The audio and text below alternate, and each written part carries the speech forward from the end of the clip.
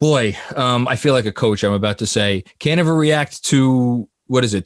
Don't react to be too high after a win and too low after a loss. And I feel like as a fan, we have to abide by the same thing.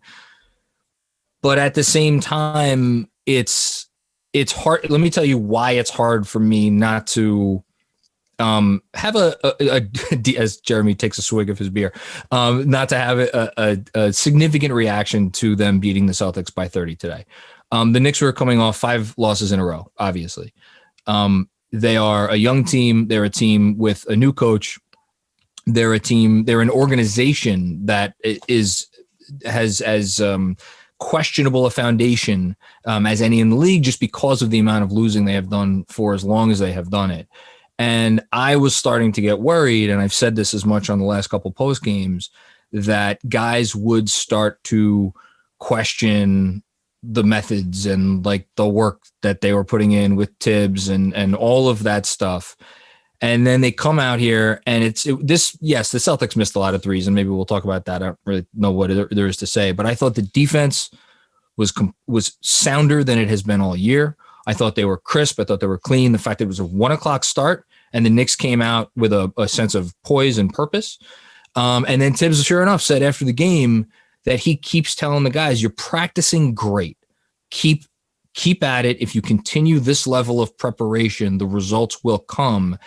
And they are clearly still buying into that. And for as much as we'll maybe get into other things and roster moves and starting lineup decisions and all that stuff, me personally as a fan, that's the thing that I still hold highest in terms of what I'm looking at. How are they taking to this coaching staff, this regime? And that's why I feel really, really good coming off of this win today.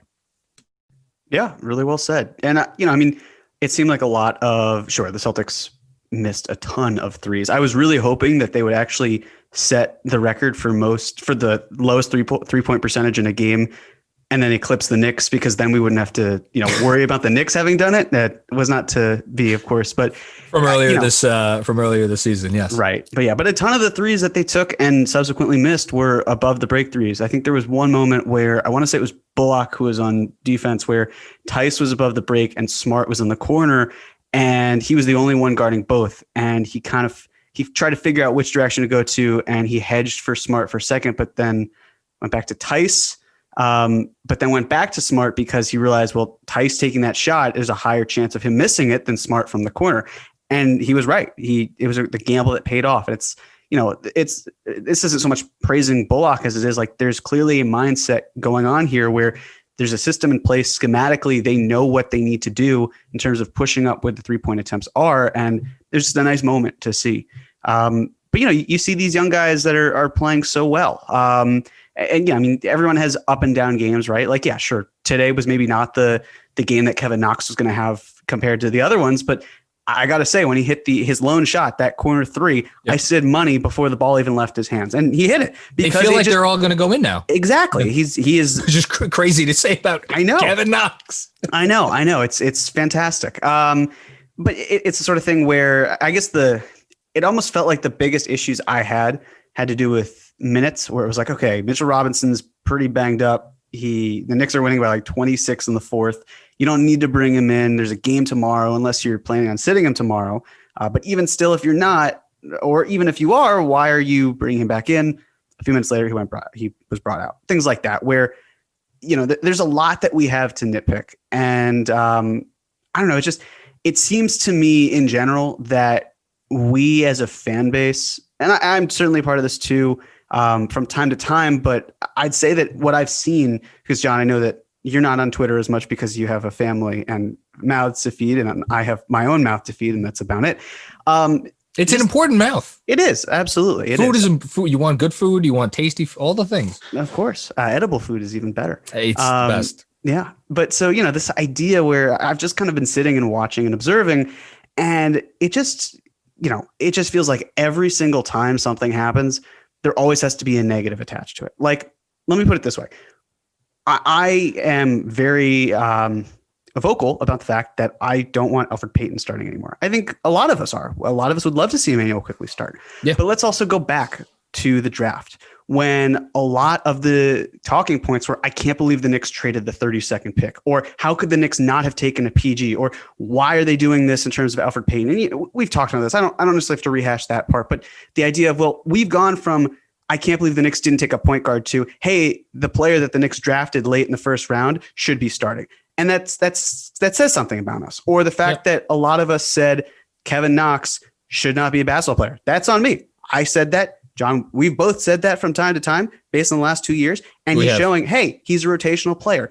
The fact that Mitchell Robinson now is among the league leaders in blocks and steals combined, where before, he was struggling. And now, yes, it's like we want him to take a three, but what do like there's clearly promise here. Or Obi Toppin, where he had a great game today, especially considering how he's still coming back. He had 12 points in 12 minutes.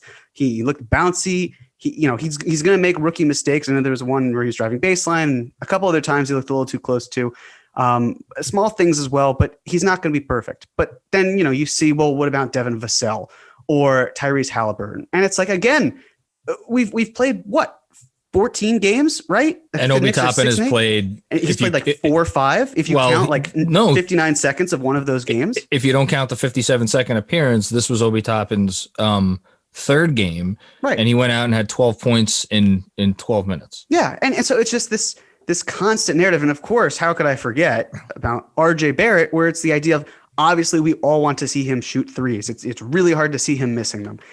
But it's the sort of thing where, again, he's a young player who's able to follow up bad games with good games, and vice versa. We don't have to all say, like, all be out. We're so reflexive to these games when we really need to view them from a step back, where if you're looking at the record, which is a fine record considering the state of the team as is and the quality that's on the roster, even still, it's the proof is in the pudding, not by the results. You can look at the results, that's fine, but look at the players themselves and how they have improved, and how I really can't say that there's any player who has regressed compared to last year, at least who feels like a mainstay moving forward. I was about to say, other than Peyton, right? But I don't view him as someone who would stay here long, or even Randall. And that's another thing, the idea of forcing Randall out. Look, guys, we know why Obi Toppin was drafted. We know that he could easily be a Randall successor. But unless Toppin is ready to take over for Randall, there's no reason to push Randall out the door. It just isn't. So I get caught up in these things too, but I've been really trying to be patient because of this being, as we've said, year one of the Rose administration. Just view things not so much from a game by game basis, but just overall try to look at bigger picture things, because it will drive you fucking nuts to keep doing this to yourselves. And like today was fun, right? Today was a great game, but then there's wonderful. But what was the narrative before today's game? The Knicks have lost 5 straight. We start questioning Tom Thibodeau. We start wondering about the players. It's this anxious need to feel pity and to find the negatives when I'm not saying ignore them. It's just be level-headed about them. So here's what I'm going to say. I'm going to actually, as someone who got myself in some hot water, as Jeremy takes another swig after that, it was a glorious rant. Thank you. And I feel like I did it last week, but again, it's just like this team went 5-3. Yes. But what did you expect if they went worse? Like, we know this is not a good team. So if they went better, which they did, they went 5-3. It's not so much a drop off. It's just regressing to the mean, which I know may sound the same thing, but it really isn't. It's really different. And if they were just shit the whole time, then they'd be shit the whole time, and we'd be yelling and screaming when, again, this is the team that we expected to be bad in the first place. So there's always going to be yelling and screaming, because we're New Yorkers, and it is ingrained in the fabric of our being that just being worse is not acceptable, that there has to be some way, there has to be something else you can do, there has to be more effort that you could put in, and or some change that you could make or whatever. And I know that sounds crazy to say about a franchise that has given us what the Knicks have given us over the last 20 years, but I really do believe that, which is why when people say the Knicks have the best fan base in sports, or at the very least in the NBA, and despite what you just said, despite what I've said at times, I do believe that, because like, there is no throwing in the towel. There is always, like, what you're saying is complaining, right? Which is, by the way, I said the very same thing, what I was about to refer to before, getting myself in hot water over the summer when I defended the Elfrid Payton signing. And people were going crazy about it. And I was like, look, you just signed a guy who, if you look at the numbers, last year was not his fault. And he signed him for 1 year and $5 million. It is what it is. We're going to talk about Payton in a second. But, like, I think it is that New Yorker in all of us that just refuses to accept bad and is not going to say, all right, this is what it is. Like, we're constantly going to look for things to tinker and things to change. And that's okay. That's fine. But at some point, to your rant, there needs to be, I just think it's a lot easier if you take a step back from the ledge, because if you're going to be a fan of a team, you know, as you said, I've been off social media a little bit because I don't have time to fit it in with my schedule anymore. And it's like, it's easier this way to not have to see all the everything, all of the a torch being lit every time. Like you said, Mitchell Robinson plays 5 minutes more today than he should. I'm sure there were people like that are raising a stink about this on Twitter. I think if you're a Knicks fan and you're trying to be reasonable, I think there's a couple things that you need to accept. One, Vegas is not stupid. If anything, they will set a higher number for the Knicks before the season because they know New Yorkers tend to put money on their team, or New York teams garner more bets, right? They had the Knicks as the lowest over-under in the league. And as we sit here right now, 14 games in, which is almost a fifth of the way through it is more than a fifth of the way through the season, right? Because 14, I think it's a fifth of the way through the season. They are 6-8. They have the 21st ranked net rating in the league, which is astounding. In terms of defensive rating, the Knicks are back to being a top 10 defense. And if you want to say, well, of course they're back to being a top 10 defense. They just held the Celtics to whatever the hell points they held them to, 75 points. Well, yeah, that's one of 14 games that they played. I think they were 13th going into the game. Yeah. Which goes to show. This so helps, but yeah, and and you want to point to after 2 games, after 3 games, after 4 games, after 5 games, the Knicks are getting lucky with teams hitting a lot of threes against them, some of which were wide open. That argument gets a lot more tenuous after 14 games. It's still an argument. It's still valid, and the Celtics, they had some open threes today, but they were not, like, very rarely was it like guys had all the time in the world to load up. There was someone flying at them because that is what a Thibodeau defense is supposed to do. It's supposed to make guys think twice. All right.